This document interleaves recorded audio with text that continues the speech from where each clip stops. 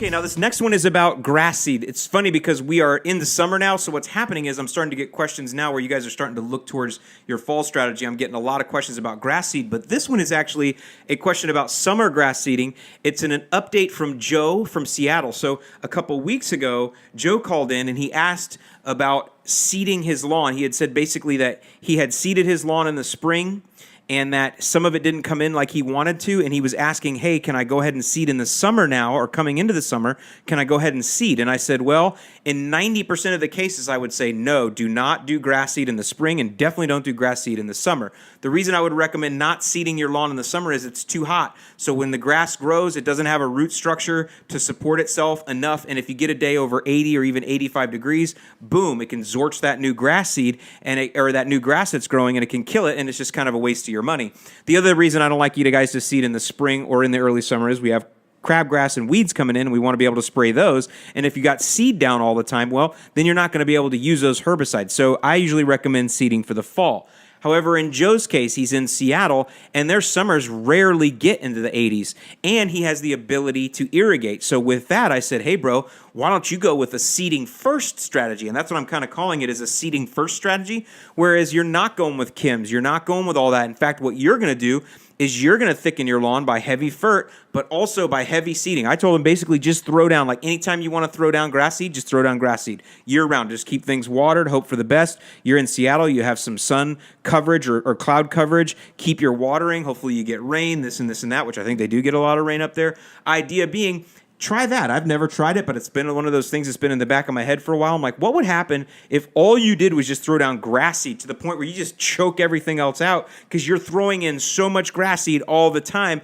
that nothing else can grow in there. You know, I'm obviously exaggerating with it, but Joe actually started trying that, and he's got a little bit of results he wants to report to us, and then he's got a follow-up question. So I will link in the description below. Also, if you're on YouTube, you can find this podcast there, Lawns Across America. If you are on YouTube, I'll link in the description below the original question that Joe asked, so you guys can go back and review that. But with that, let's now go and hear Joe's follow-up question.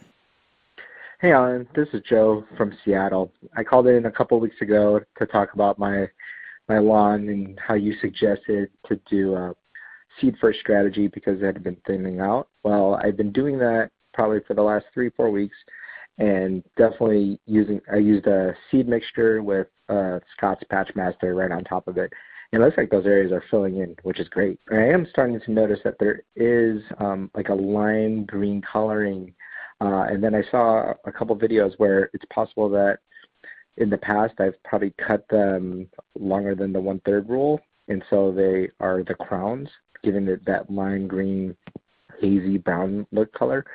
My question is, should I just mow it taller, or should I kind of kill that area and just restart, reseed, and redo that area to make it easier for, I guess, uniformity and everything? All right. Thanks for your help.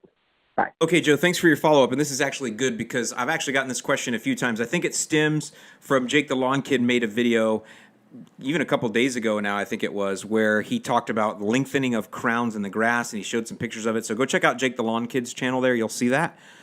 But I had to call John Perry, too, because I wanted to just make sure I was going to talk about this in the right way, because he also is going to be talking about this a little bit. So I want to give him a shout-out here. When I went to answer this question, I called him for a little bit of advice just to make sure I was talking about things in the right way, and because apparently a couple of you might be confused on this. So let me just say, first of all, Joe, great job using the Patchmaster. I like that. It's one of those things that can help retain moisture against your seeds, so that's super smart, and you're getting results, so I love to hear that. Now, the thing I want to talk about is this lime green. So it's hard for me to tell from the call if the lime green is the new seed that's growing or if it's in other areas of the lawn that were currently established. So I'm going to just cover both because I think it'll be good for you guys.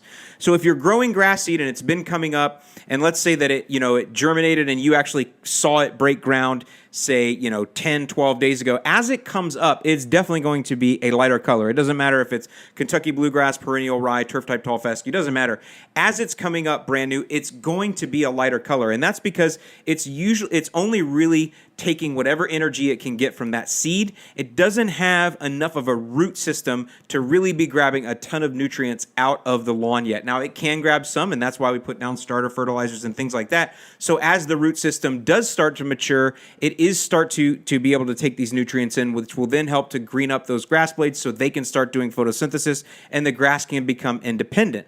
But the first several weeks, or even the first 6 to 8 weeks, depending on how things are, depending on how much heat it's getting, how much sunlight it's getting, and depending on how the rest of the lawn is responding to whatever your treatments are and how healthy that is, it may have a lighter green cast to it. So if that's what you're talking about is lime green and it's your new grass seed that's growing, I would just say keep things going as normal, keep mowing as normal, keep fertilizing as normal, and that will even out within 6 to 8 weeks or so, probably a little bit sooner. Now, if the areas you're talking about have a lime green look and they're in the more established parts of the lawn where you haven't seeded, then we can look at a couple other things. And before I worry about too much about this crown lengthening, which we'll talk about in a minute, I would like to first say that it might be, and where you're at, I wonder if your lawn flowers or goes to seed a little bit later than what I'm used to, but typically, from Kentucky bluegrass and fescue lawns, they will go to seed sometime, at least where I was at in Northwest Indiana, sometime in May, later May, or early June usually. Now, we're all the way in July, but you're in Seattle, and you have milder weather than what I was used to. So if your lawn has recently gone to seed, and by the way, your lawn going to seed, your good Kentucky bluegrass, your good tall fescue, going to seed or flowering is not a bad thing. It doesn't mean the lawn is unhealthy, and in fact, I consider it to be a good thing. If your lawn feels like it's healthy enough that it wants to reproduce itself, I think you should take that as a good thing. It'd be better than if it was so zapped and so tired and so worn out and so neglected that it could not reproduce. It had no desire to reproduce. That's not a good thing.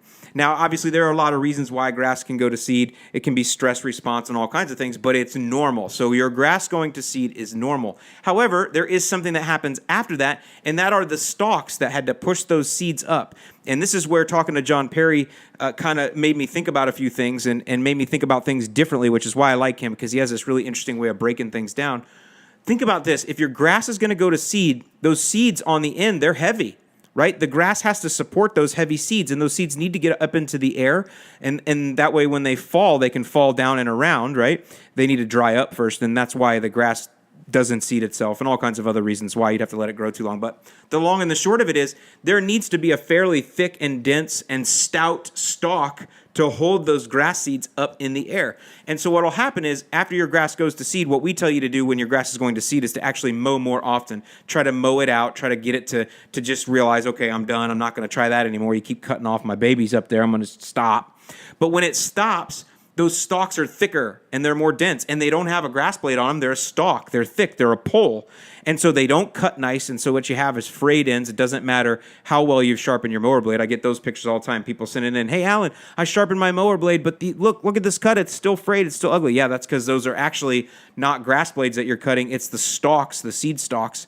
The other thing is because they're more dense, because they're more stout, they don't break down as quick, and they turn yellow. So I'm wondering, actually, if what you're seeing here, Joe, are actually seed stalks in certain areas of the lawn, because you didn't make it seem like your entire lawn was having this problem, only certain spots. So I would go check and see if it's just those seed stalks. Either way, the cure for that is time. Just keep mowing and time, and those seed stalks will break down. They will be replaced with new, fresh grass blades, and everything will get back to normal.